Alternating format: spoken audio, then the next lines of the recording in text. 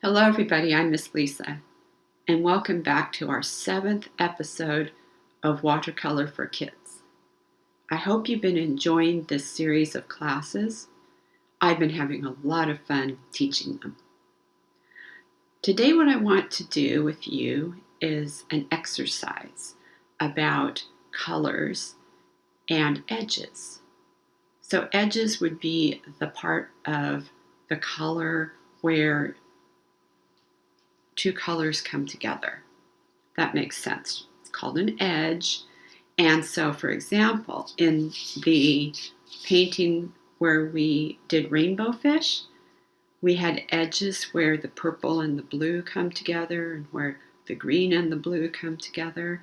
And you can see that sometimes the edges are fuzzy and sometimes they're sharper, meaning that they don't mix so much. So in rainbow fish here, these are very fuzzy edges here, but they're sharper up here. And down here with the seaweed, everything's kind of fuzzy, right? The green and the blue just kind of meld together. And that's because of the way we used the watercolor paints. We used them with a lot of water. And again, water is what carries the pigments. And the pigment is the part of the paint that gives it color. So when we use a lot of water, we're able to move that pigment rapidly.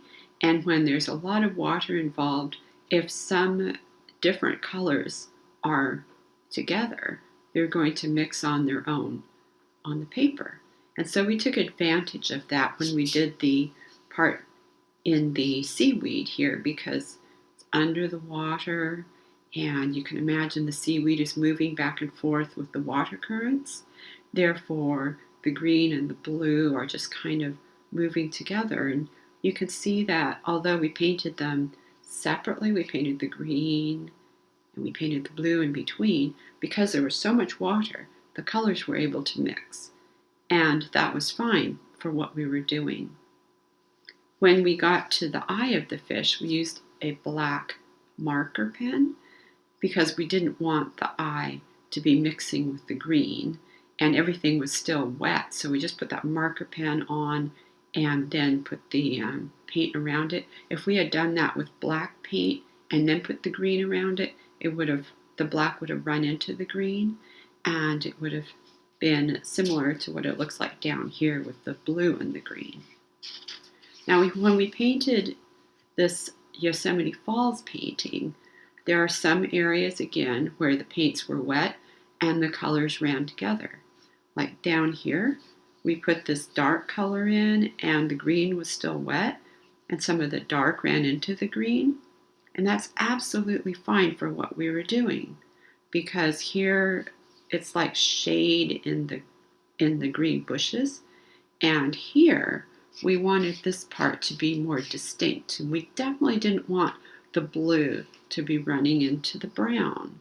Okay, so when we painted the blue shape, we left a little bit of white paper showing when we painted the brown shape. So we didn't paint the brown right up to the blue, because if we did that, we would have two wet patches. We would have wet brown and wet blue, and I would call that a water bridge if we accidentally touched the brown into the blue while we were painting. It would have all run together.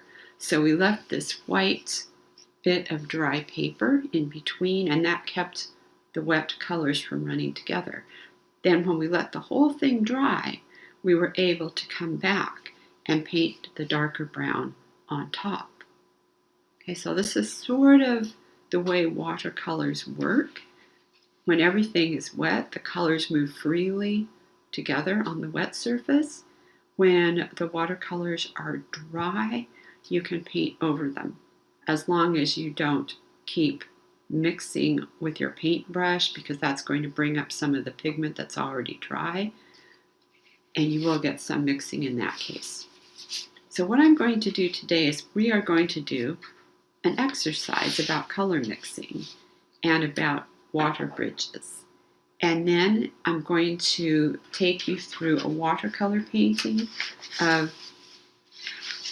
this drawing, We did this drawing in the Drawing for Kids class yesterday. It is a drawing of a bristlecone pine tree. And here is the photograph that I was using. The photograph was taken several years ago when we went to visit the bristlecone pines. And it's a very interesting photograph because the sky was very, very dark behind the tree, and the tree has a split trunk. And trying to get this information into a drawing without color was a bit tricky because we needed the blue to separate these white pieces of branch and trunk from the sky. And if I had just put shading back there to indicate it was dark blue, that wouldn't have helped much. If I had drawn maybe a cloud shape back there, that might have helped a bit. But what we really needed here was color to tell the whole story. So we could get that blue to come down in between the two pieces of trunk. And we did actually add some color with colored pencils. But what I wanted to do instead was to use paint, because with paint we can really tell the story clearly. So with that, let's now turn our attention to, here's the tree in color with the colored pencil. And you can see we brought the blue down between these two bits of trunk. And that helped us. That was clearly sky, trunk, sky, trunk, sky. Whereas in the drawing, it was very difficult to tell. So that blue was really necessary in this case to tell the story correctly as to what that tree looked like. This was a tree portrait. So let's go to our exercise now. What I want you to do is take a piece of watercolor paper or any other white paper that you have. Watercolor paper will work best if you have any. And we're going to make a horizontal guideline and a vertical guideline to break this paper into 4 different rectangles. And folding paper is the easiest way to make guidelines because you can match the corners up, and open up the paper, fold it the other direction, and open up the paper. And now you've got your 4 rectangles. What I suggest you do is take a straight edge like a ruler and just go over those so that you can see them easily. Sometimes it's hard to tell when the paper is folded where the lines are. So I'll let you do that. You might want to stop the video right here and come back to me in a minute.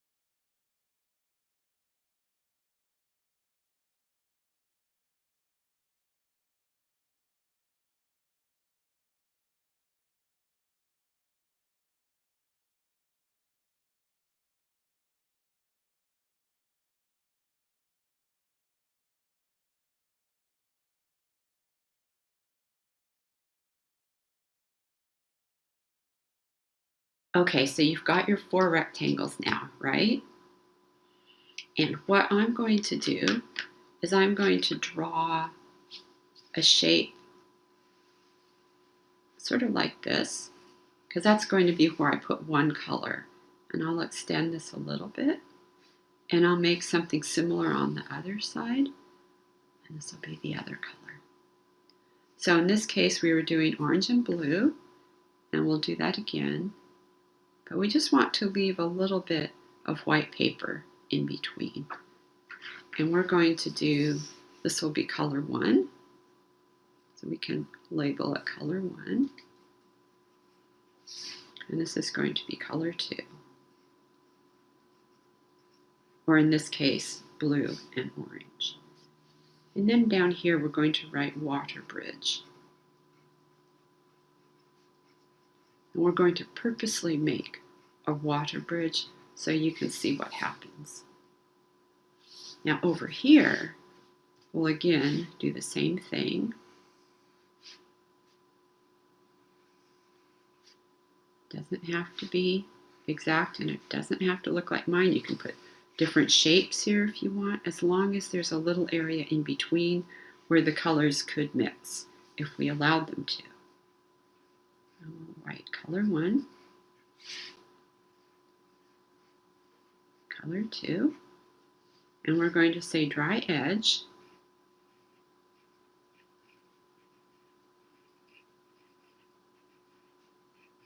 Means no water bridge. Now in this case, the dry edge is the edge of the orange and the edge of the blue. And you can see the colors did not mix here, but they did mix here. And I'll show you why in just a minute. Now we're going to do the same thing here. We're going to say color 1,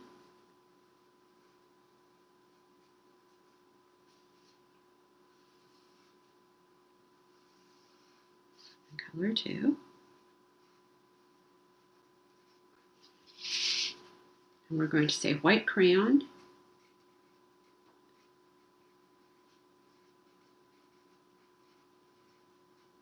white pastel works too. White crayon or pastel prevents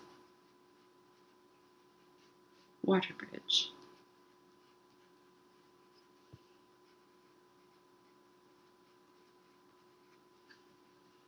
And then we'll do it one more time here.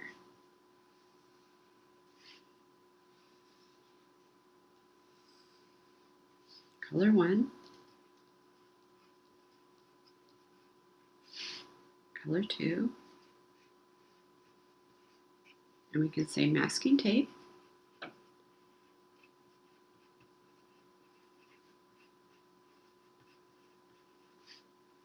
or blue tape,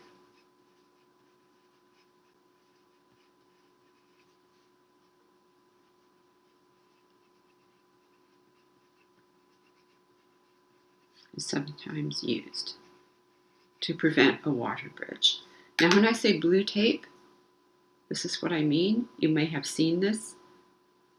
This tape is good to use when you are doing watercolors because you can peel it off without damaging the paper.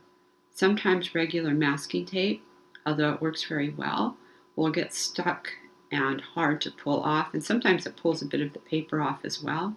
So blue tape is safer, and I'm going to take my blue tape and I'm going to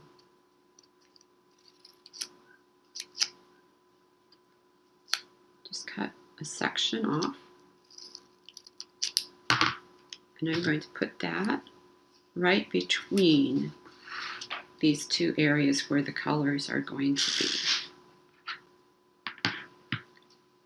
And now I'm going to resuspend my orange and my blue paint. You can use other colors if you like, but orange and blue work well because orange is a lighter color, so you really notice when the blue mixes into it.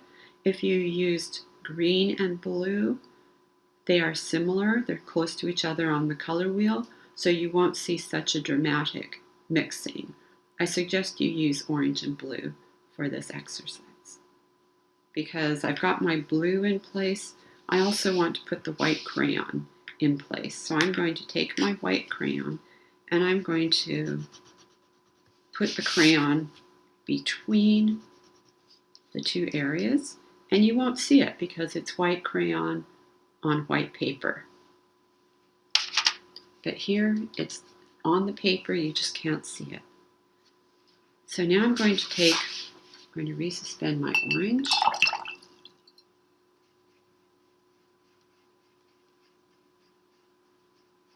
And you want to use the paint fairly wet. I'm going to skip this one for now because I want it to be nice and wet when I do that. And I'm going to paint some orange here.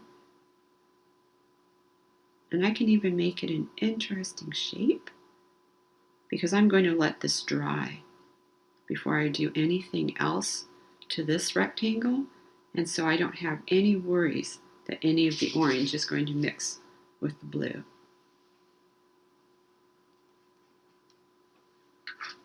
Now I'm going to take this part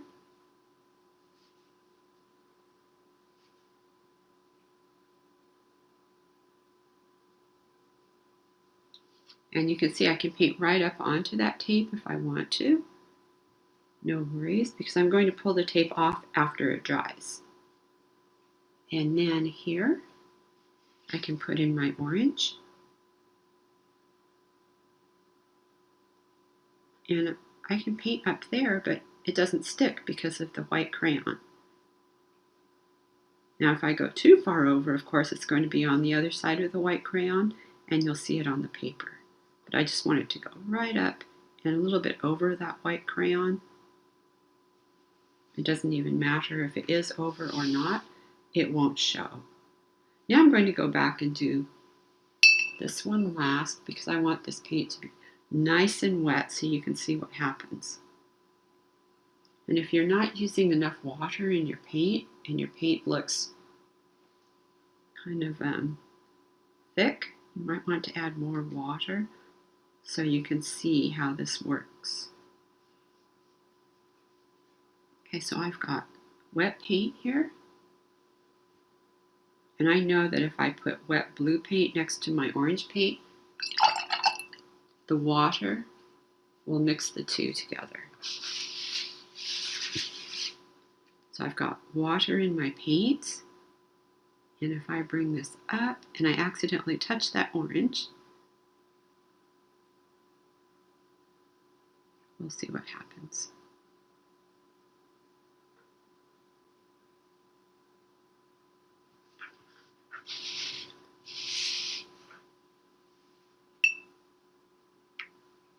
Now in this case, I've got that white crayon in between, so I can paint right up to the white and slightly over it, and that white crayon keeps them from mixing.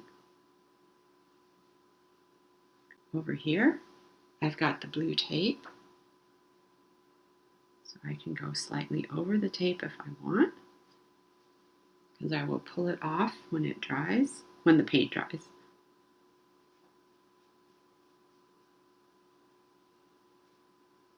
And I'm not going to do anything with this one yet because the orange is still wet. So I'm just going to set this aside and come back to it later and we'll continue. But look what's happening already. My wet blue is running into my wet orange. And so this is a water bridge here. The water from the blue and the water in the orange is allowing the pigments to cross over and mix. So that is what I meant by a water bridge. So I'm just going to move this off to the side.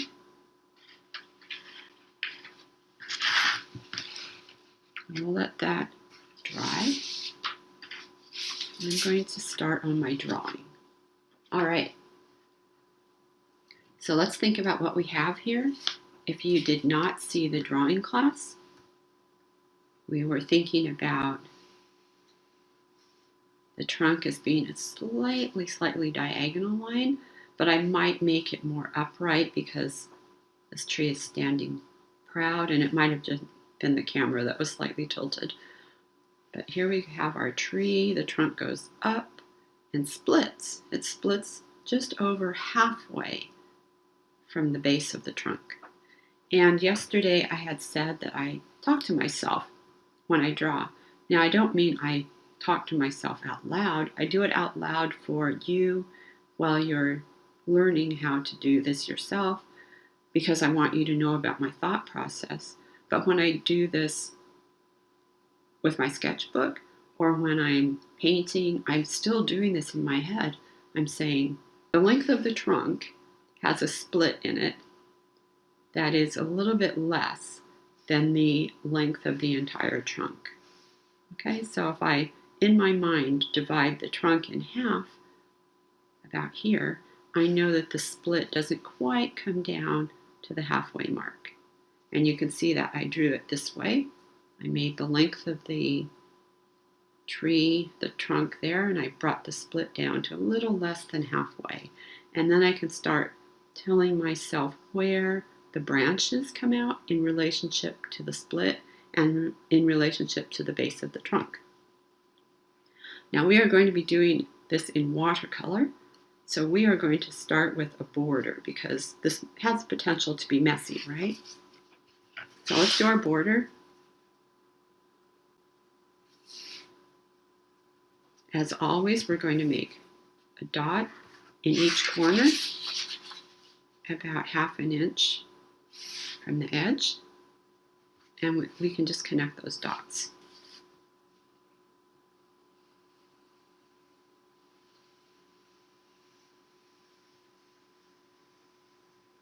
And again, I'll tell you that I turn my paper as I draw these lines because it makes it easier for me, and I think you'll find the same.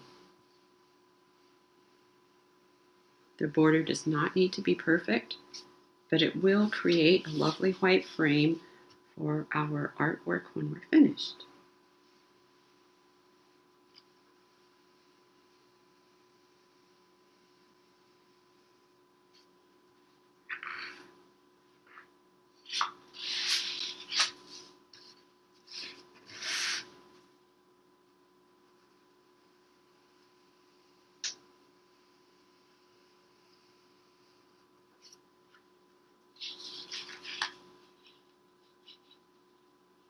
Okay, so I'm going to be making the diagonal, and I'm going to be drawing lightly first. I'm using a 3B pencil, which is a pretty dark pencil, because I want you to be able to see it, but I always start out lightly first so I can modify, that means change, my drawing a little bit if I need to. So my length of the trunk is from here to here. Halfway would be here, so I'm going to make the split come down to about here. And like I said, I'll draw lightly first and then I'll perhaps darken it a little bit. It won't be quite as important today because we're going to be painting. So that'll really give the edges, the blue and the edges of the wood. So now there's this bit that comes out kind of like this.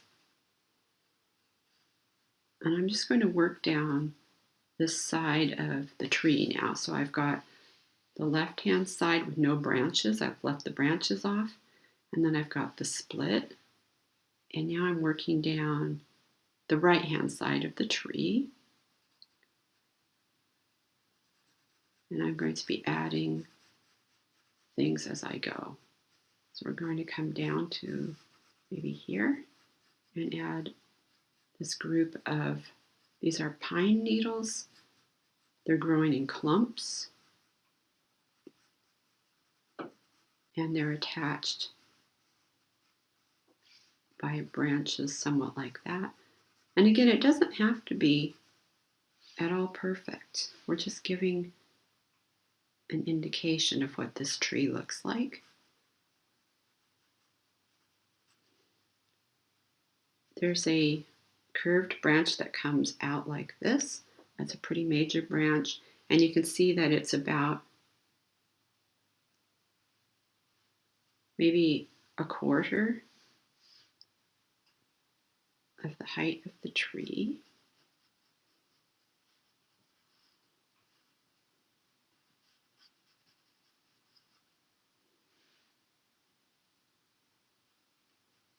Which should actually be more about here.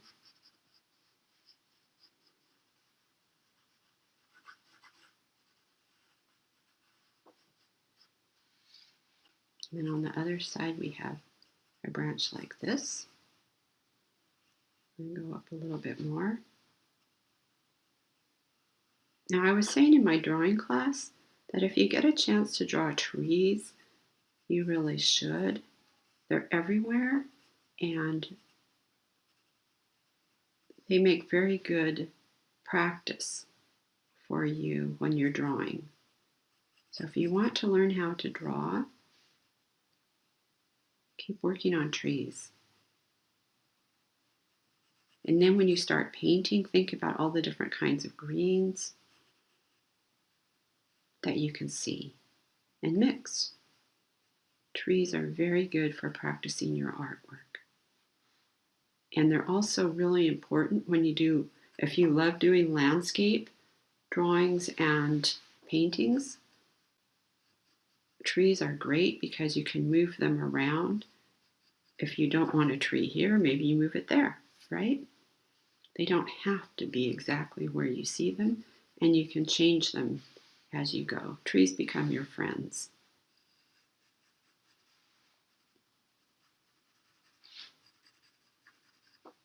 Okay, so that's sort of the basic shape.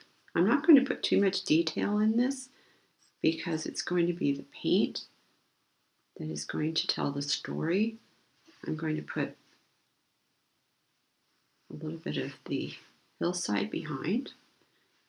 This tree is growing in very, very rocky soil. It's not soil at all. It's just like rocks. A little bit of the weathered rocks perhaps have left something similar to soil, but it's really it's amazing that these trees can grow in it at all. And some of them are thousands of years old.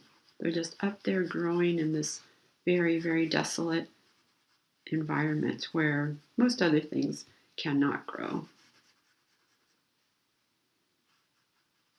I'm just adding a little bit of darkness here to remind myself to put some dark paint in those areas.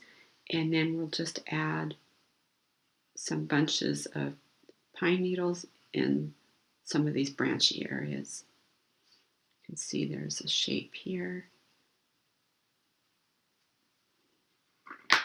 Now let's stop for a minute and go back to our exercise. You can see that this wet blue has moved into the orange quite dramatically. Now you can see it's moved in. There's a fan shape there. There's a little bit that's sort of come down this wet bit of orange paint, and it's going to dry like that. And this is still a little bit damp. I know if I touched it, it would feel cool. It would feel cool to the touch, and that's how I know that it's not yet dry. Back to the painting. So I'm going to start with blue. I'm going to put the sky in first, and I want to do it quickly because I don't want to have blue streaks in the sky. Now, the way to do it fast is you either put a lot of water in your blue paint and have a lot of it ready to go, or you wet the paper first and then put the blue into the wet areas. But you have to make sure if you do it that way that you don't paint the tree blue as well. So you need to keep the tree dry, and you cannot use crayon in this instance, right? You can't use the white crayon to keep the paper dry because then you won't be able to put the brown color on top of it. So we have to do this by keeping the tree dry and putting the blue around the tree, or getting the paper wet around the tree and then putting blue into the wet water. But I'm going to do it by getting a lot of blue ready to go. I'm going to be putting a lot of water in my blue paint.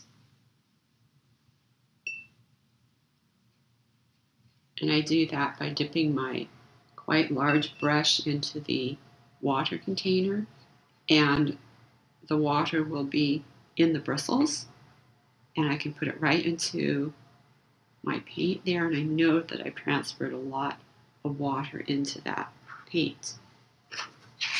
And I'm going to be turning my paper as I go so that I can get my paintbrush into tight spots, like this area between the split trunk.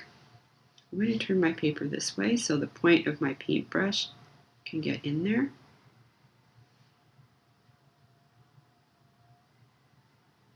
I'm going to come right to the border and then move along to another area.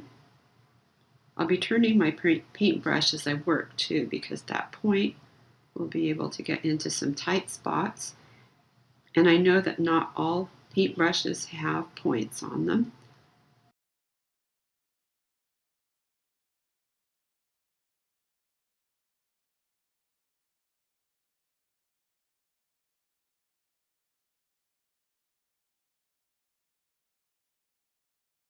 But the main thing is to have a paintbrush that soaks up a lot of water so that you can move back and forth between your paint and your painting without having to worry about your paintbrush drying out.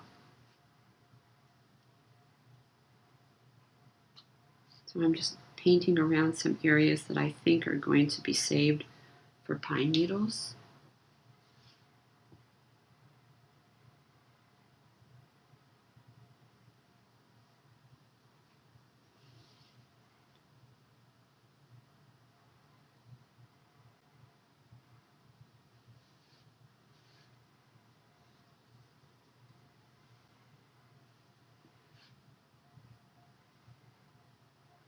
And it's not going to turn out like the photograph, but that's okay. The photograph was the inspiration.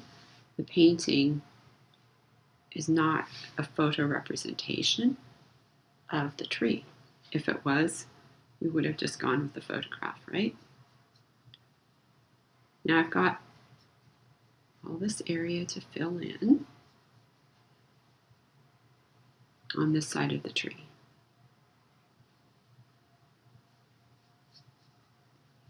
And I should be able to do it relatively quickly if I keep my brush wet and I have a lot of paint in my brush.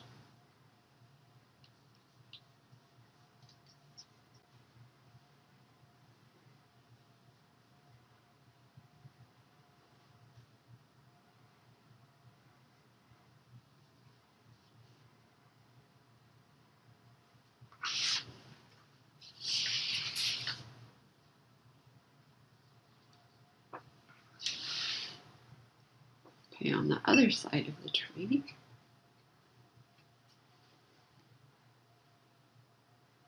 now I've turned my brush this way so that I can get in these tight spots.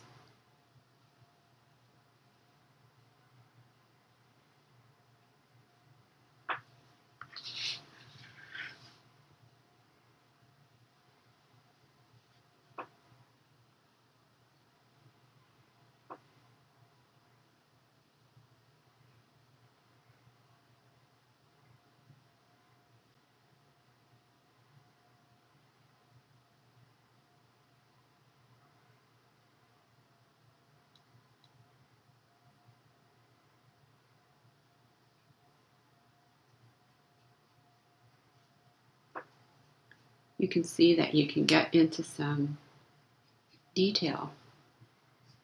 Like you can make these tiny little branches just by how you hold your brush, by how you turn the bristles. If you have one that has if your brush has a point on it, it's called a round. The shape of the brush is a round because the diameter of this part here would be a circle if you cut the end of the bristles off.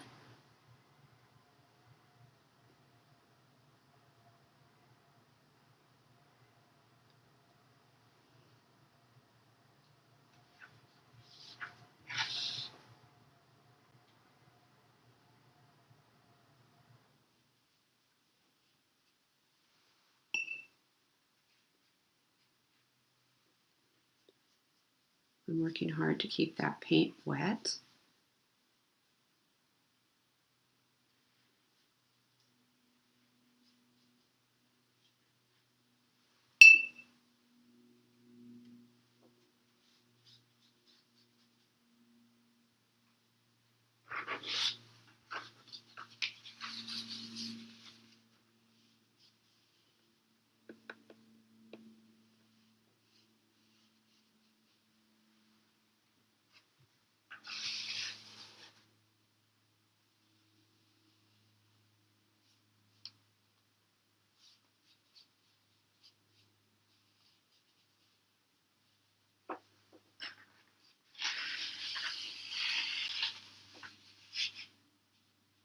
Okay, the sky is finished, and I'm going to set this aside because this is going to be very difficult to paint without getting the brown and the green mixing together, because you know it's very difficult to keep that white paper between the colors. So let's set this aside now and go back to our exercise.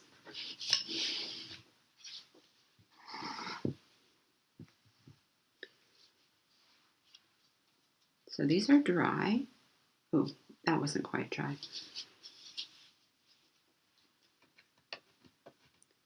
These are dry, so I can pull the blue tape off now. And you can see we have nice edges. Over here, this is dry. So now I can paint right up to that edge and I won't get any mixing. So I'm going to take my blue. And I have to be careful now not to have my colors too wet. I don't want a lot of water in the blue. But I can paint right up to the orange and hopefully it'll stay where it was. If I use too much water, the water from the blue can mix with the orange and kind of resuspend it, and it'll do a little bit of the mixing like we saw there.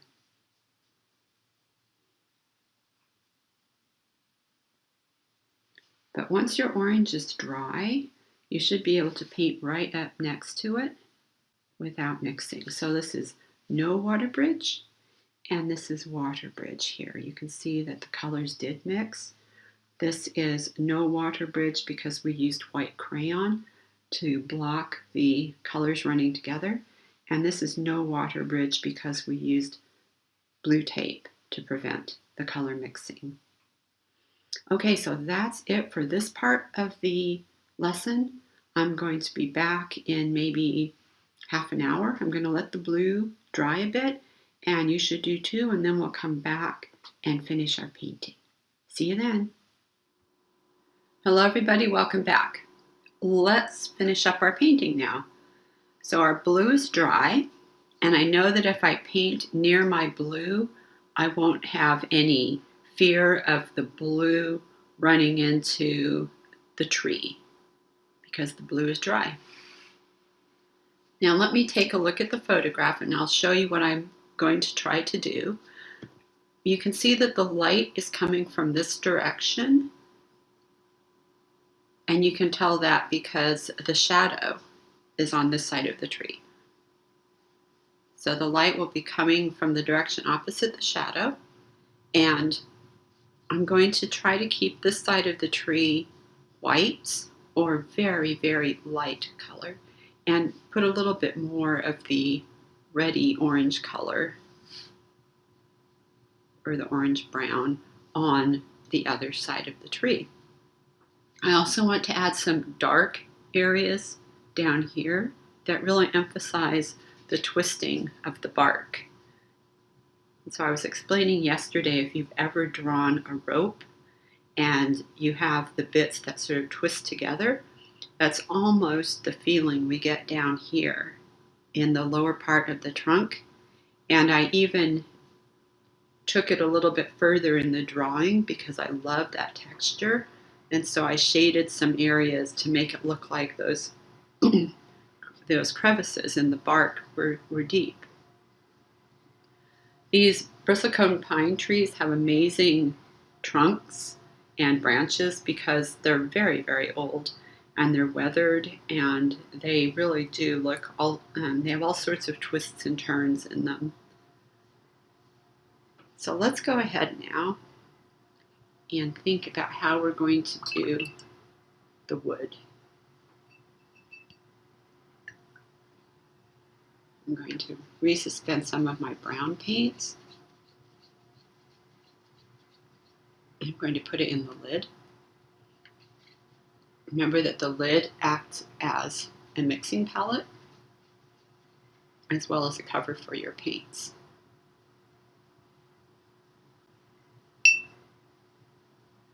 And I'm going to pick up a little bit of that orange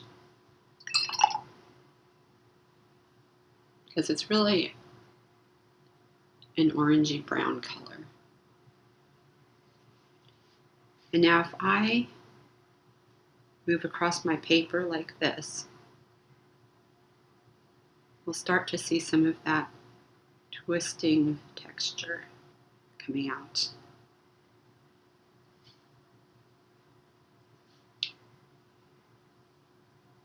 There's the branch that comes out here.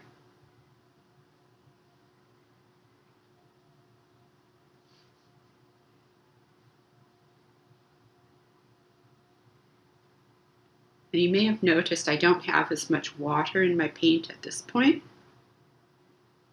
And that is intentional because that gives me what's called more control over my paints.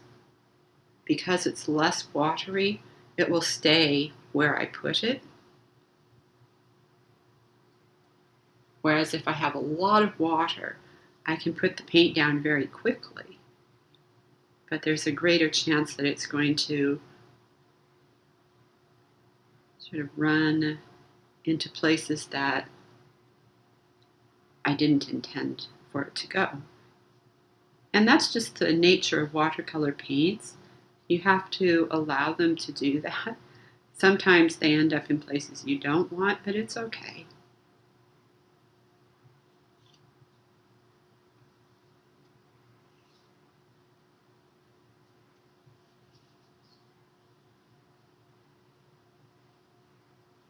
I'm going to add some of these branches, but not too much paint because these are very white. I'll keep the white color as much as possible. And watercolors do dry lighter than they first seem when you put them on the paper. So it's sometimes hard to judge how they're going to dry. Just remember that the color will be lighter when they're dry. Put a little bit of branching structure in here, maybe a little bit up here, a little bit here. By working on the tip of my brush, I can get a much finer line. There's this sort of bit that comes up here. Now I'm going to go into the blue. I'm going to mix some blue with that remaining brown color. I'm going to use that really deep and dark color.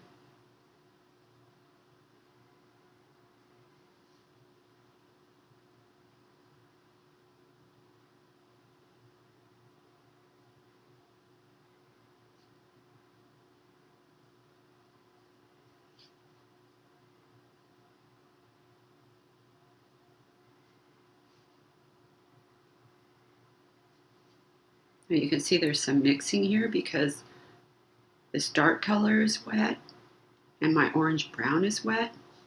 So we did expect that, but it's okay because I think it should mix right there. It's absolutely fine.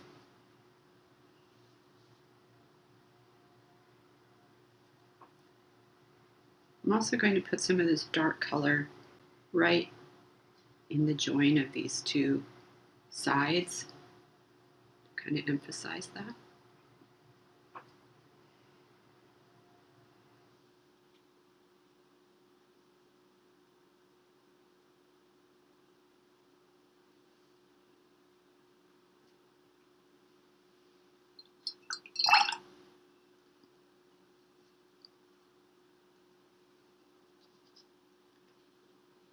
got some very dilute orange-brown color. So I put more water into the very last remaining section right here that didn't have any blue in it. And because it's mostly water and just a little bit of paint, it dilutes the color to a very, very light brown, which is very similar to what I see in the photograph. So that's how you get a lighter color. Just add more water. Okay, at this point, I'm going to start thinking about the green. If I use that green, it's going to be very, very bright. So I'm going to mix a little bit of red into it. Remember, if we put red into green, it makes the color less bright. So I'm going to have to take some green and put it in my mixing palette, which again is the lid. I don't need too much. I don't have much greenery in this photograph. So I just have a little bit of green, so I'll need only a little bit of red. Maybe a bit more than that. To give me this very dull green color. And I'm going to put some of that color in here.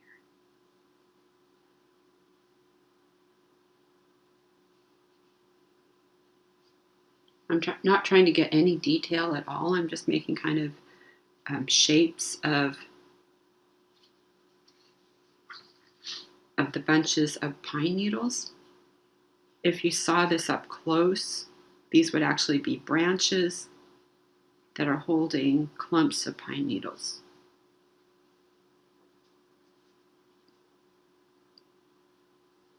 And again, I don't have to worry about my green mixing into the blue because the blue is now dry. So I can go right into it without much worry. However, if I have my brush very, very wet, at this point, I might resuspend some of the blue, and then I might have a little bit more of a problem. And I'm just going to put a little bit more of that green color here and there.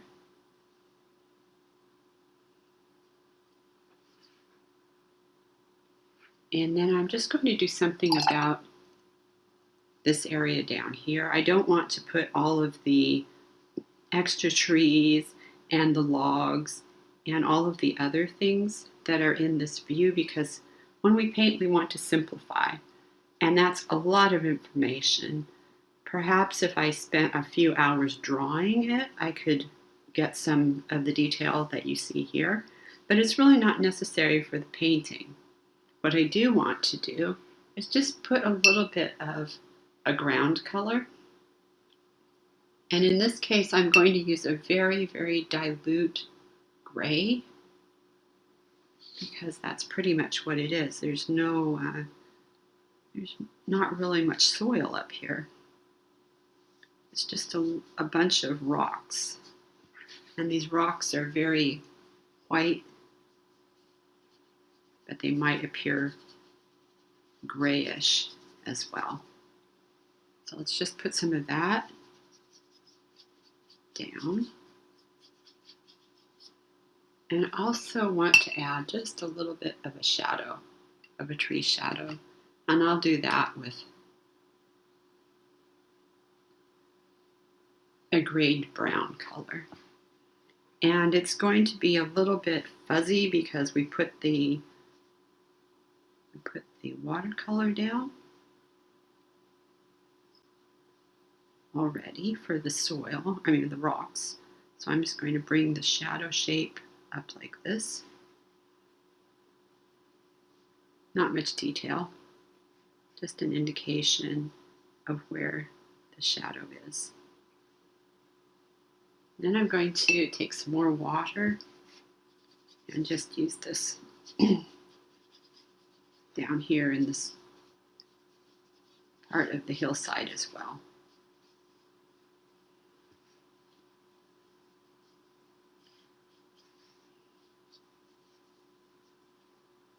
So there we have it. A very, very simplified view of our bristlecone pine tree, but being very, we did this painting knowing how we were going to use the paint. We knew when we were going to get fuzzy edges and when we were going to get sharper edges. And now we know how to keep our colors separate if we don't want a water bridge. We can either let one color or the other color dry first, and then we can paint the second color right up to the dried first color. Or we can use white crayon to make a border between the two colors while they're still, we put the white crayon on first, and then we can put both colors on wet, and we know that they won't mix because there's wax in between from the crayon that prevents the water bridge from forming. In this case here, we used a piece of blue tape.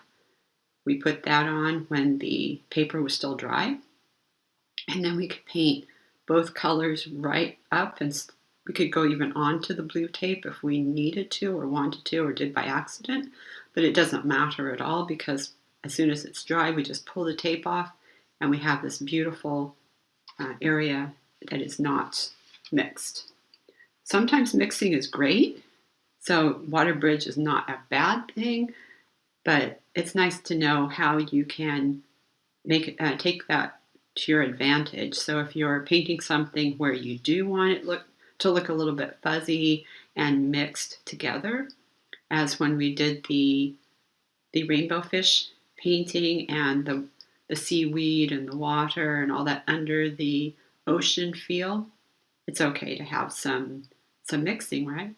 And if you're painting a flower garden with lots of different colors, that's another place where you could have some wet areas mixing with other wet areas and it'll look really cool. So depending on what you're doing, think about how you want your colors to mix or not mix, and now you know some tricks to make sure that you get the effect that you want. So practice this. It's a lot of fun. It's great to know how your watercolors will work for you and how the water works for you when you are able to understand the properties of the paint and the water. That's all for now. Take care. See you next time. Goodbye.